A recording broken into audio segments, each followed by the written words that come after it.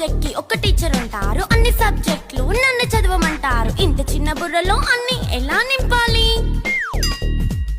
Class work, home work, fair notes అంటారు. Subject కి 3 books పెట్టి బ్యాగ్ నింపుతారు. ఇన్ఫాక్ట్ నా బరువు కన్నా నా బ్యాగ్ బరువే ఎక్కువ.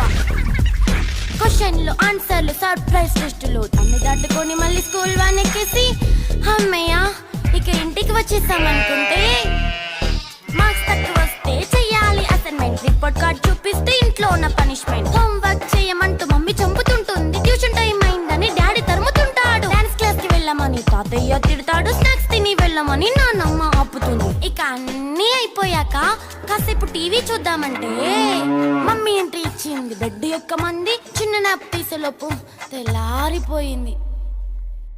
అయ్యో మళ్ళీ మొదలు